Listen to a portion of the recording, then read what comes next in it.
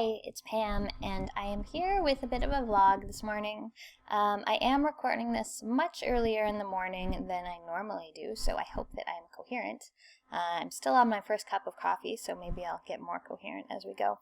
Anyway, today I want to talk about game reviews. There's been something that's been kind of bothering me over the last week or so. A certain line of thinking in video game reviews that really bothers me. I'm not going to quibble about review scores or anything like that, but there's a few descriptions that a lot of reviewers take as inherently negative, and I just don't really understand where that comes from. And those descriptions are short, linear, and lacking replayability. Now, obviously, everyone looks for different things when they play video games, but the idea that a game being short is a bad thing, sort of all around for all games, something to tick off in the negative column of a review, just sort of boggles my mind a little bit. The same thing with linear. Now, don't get me wrong, I like long games. I probably put 300 hours into Dragon Age Inquisition. I think I've spent about 100 hours with The Witcher 3 so far, and I'm not even remotely close to finishing that game. I just am addicted to side quests because they're so good. But in between those games, and in addition to those games, I really enjoy games that are short, games that you can sit down in 1 or 2 sittings and complete in just a couple hours.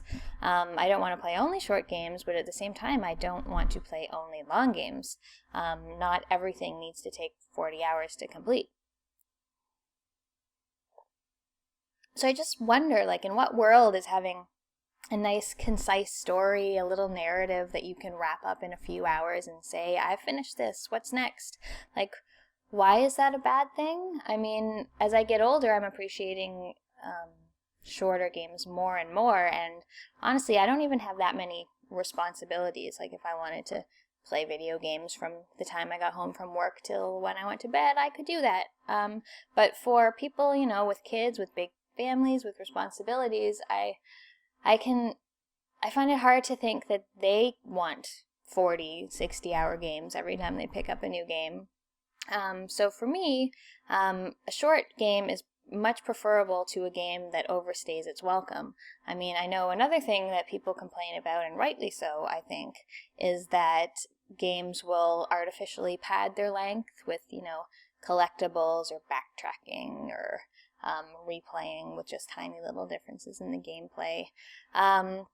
So making a game longer obviously doesn't make it better. It doesn't make it more fun. Now, I do think in reviews it is useful to give an estimate of the time it'll take to play the game. I mean, I do that in all of my reviews. Sometimes it's gonna be different, like The Witcher 3. You could probably beat it in 40 hours, or it's probably going to take me at least 200. So some of those estimates are going to be a bit off. Same with games with, you know, multiplayer or roguelikes or things like that. Linear is the other term that doesn't strike me as inherently negative. I'm finding more and more that when a game bills itself as open world, that's becoming less of a selling feature for me. I really like it when developers can create this big world that you can explore and has some story and history and lore behind it. But at the same time, it's nice when developers make a nice sort of tight linear game where you can go from point A to point B with a minimum of distractions. Now, I'm not talking like Final Fantasy 13 levels of linear where you basically just run down a corridor, but I'm more talking about Arkham Asylum versus Arkham City. I much preferred Arkham Asylum. I thought that was a much better narrative experience and just more enjoyable overall. Arkham Asylum was probably one of my favorite games the year it came out, whereas in City and the other Arkham games, I find I get lost and kind of overwhelmed. I, want to go to the next story, but it's like, oh, what's this over here? Let me just do that. And then 4 hours later, you're like, what was it I was doing again? So I think a streamlined experience is often preferable to one where I just sort of run around mindlessly. I mean, I have a problem also with games like the Fallout games, Fallout 3 and Fallout New Vegas. In both of those games, I went and got all the DLC, all the side quests, spent so much time on them, I sort of forgot what the main point of the game was, and I actually lost interest in one of them before I even finished it, and didn't end up going back to it for quite a while. So the other one is lack of replayability. Again, this is sort of a strange one. I played the latest Call of Duty. It was the first Call of Duty I played. I played through the campaign. I did a few hours of the multiplayer, and then I was done. I mean, adding that multiplayer, theoretically means you could play the game forever as long as there are people playing on the servers, but it's not something I'm particularly interested. Same with Destiny. It's MMO-like, so you could play as much as you want. You could play that game 24 hours a day if you wanted to. But for me, the game was just boring and wasn't even playable past a few hours, never mind replayable. However, a game like Gabriel Knight Sins of the Fathers, that's just an old-school point-and-click adventure.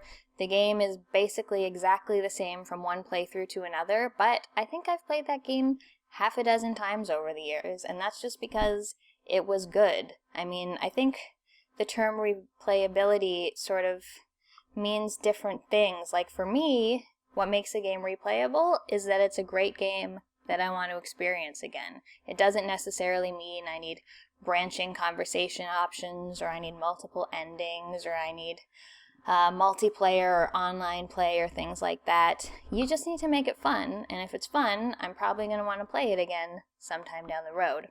I mean, how many times has an NES fan played Super Mario or Super Mario Brothers 3? Probably a lot, and that game is exactly the same every time you play it. So, what got me on this rant was that I was reading reviews of Parasite Eve, which is a great hybrid RPG survival horror game that was published by Squaresoft for the PlayStation 1. I loved it when it originally came out. I played it a lot, and I just started replaying it, and it's holding up really well. I'm still finding it a lot of fun. But as I was playing, I just wanted to see what the reviews were like back when the game came out.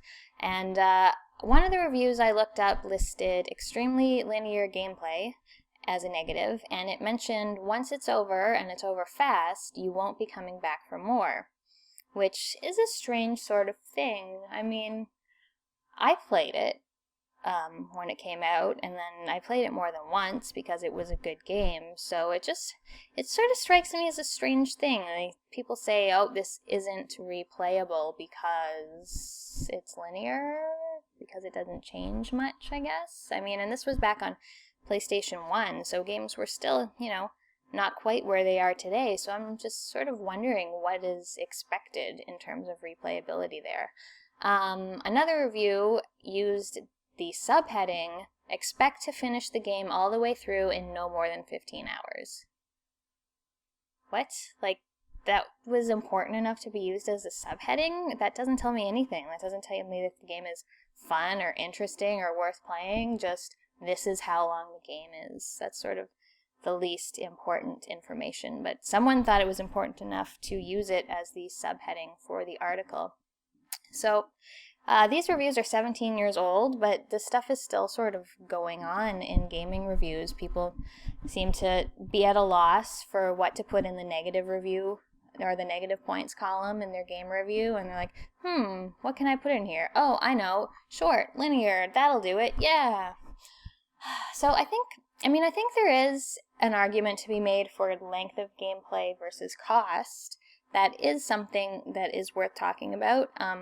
It's not something I particularly care about, but I understand that some people don't want to spend a ton of money on a game that's only going to give them a handful of hours of entertainment, and I can understand that. That's a perfectly valid point. But in terms of just length and linearity or replayability being inherently bad things, I don't understand why people think that short games are bad. I guess that's all I have to say. I hope I wasn't too incoherent. Let me know what you think. Do you like short games? Do you think a game that's only a few hours isn't worth playing? What about replayability? What makes you want to play a game more than that first playthrough? Let me know in the comments, and like and subscribe and share and all that good stuff, and I'll see you next time.